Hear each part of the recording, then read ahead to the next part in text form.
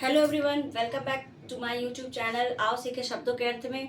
मेरे YouTube channel पर आप सभी का हार्दिक स्वागत और अभिनंदन करती हूँ।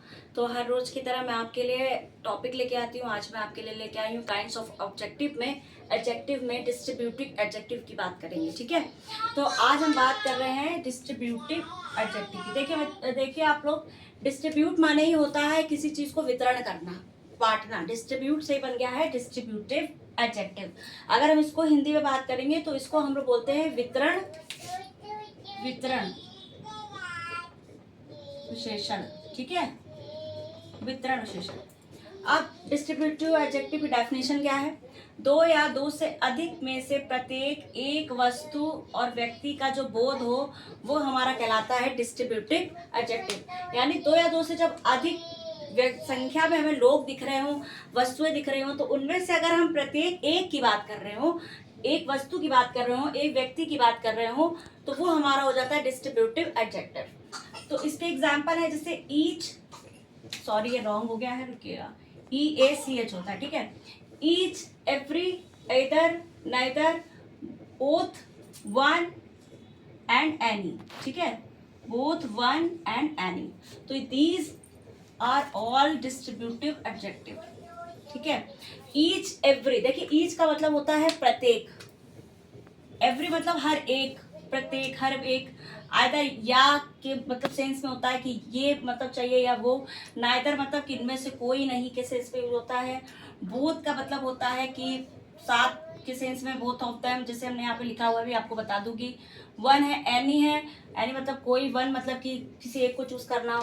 तो यहाँ पे जो भी बता रहा है ये आपको ये बताएगा कि हम पर्टिकुलर एक व्यक्ति या वस्तु की बात कर रहे हैं। यहाँ पे लिखा हुआ है each girl has a book, यानी प्रत्येक लड़की के पास बुक है या किताब है। दूसरा है मेरा आज का एग्जाम्पल है जो एवरी मैन इज इंटेलिजेंट, यानी प्रत्येक व्यक्ति इंटेलिजेंट है, बुद्धिमान है। यानी एवरी का मतलब होता है प्रत्येक। ठीक है, हर एक, प्रत्येक, ईच और एवरी का हम लोग प्रयोग करते हैं।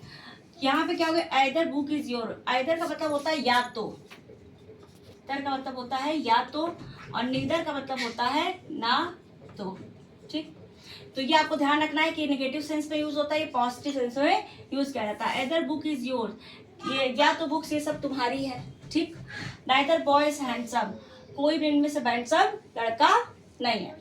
Choose the one you like, choose the one you like, आप इनमें से एक चीज पसंद करनी है। चूज द वन, एक को पसंद करना, चुनना है। यू लाइक, जो आप पसंद करते हो। आर इन द रूम, तुम में से दो लोग क्या है, रूम में है, यानी कमरे में है। तो यहाँ पे देखिएगा, आप जो भी हमने आपको एग्जाम्पल बताए हैं इनमें आप ये समझ पा रहे होगे कि एक व्यक्ति या वस्तु को आइडेंटिफाई कर रहा है। ठीक है, एक व्यक्ति या वस्तु को क्या कर रहा है, आइडेंटिफाई कर रहा है। तो ये हमारा क्या हो जाएगा, डिस्ट्रीब्यूटिव एडजेक्टिव हो जाएगा। और डिस्ट्रीब्यूटिव एडजेक्टिव में एक चीज और याद करनी है, जब भी हम इनका प्रयोग करते हैं तो हमेशा नाउन के पहले प्रयोग हुआ। आप ये देखिएगा, नाउन के पहले, जैसे ये नाउन है, ये नाउन है, ये नाउन है।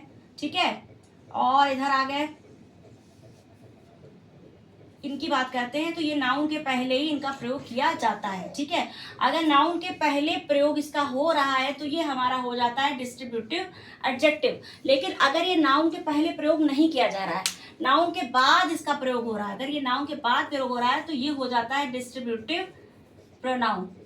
ठीक है, तो डिस्ट्रीब्यूटिव प्रोनाउन हो जाता है। अगर नाउन के बाद में प्रयोग होता है डिस्ट्रीब्यूटिव प्रोनाउन होता है, अगर पहले प्रयोग होता है तो it will be distributive adjective. तो ये हमको ध्यान रखना है। ठीक है, तो हर रोज की तरह मैं आप लोगों को कोई ना कोई शब्द जरूर बताती हूँ। आज मैं आपके लिए दो वर्ड्स फिर लेके आई हूँ। तो मेरा आज का पहला वर्ड है एक्सपेंडिचर, EXPENDITUR। एक्सपेंडिचर माने होता है खर्चा या व्यय करना। और मेरा आज का दूसरा शब्द है इम्पोज, IMPOS। इम्पोज माने होता है विरोध करना। तो तब तक के लिए इन्हीं शब्दों के साथ विवाड़ी को विराम देती हूँ। नमस्कार।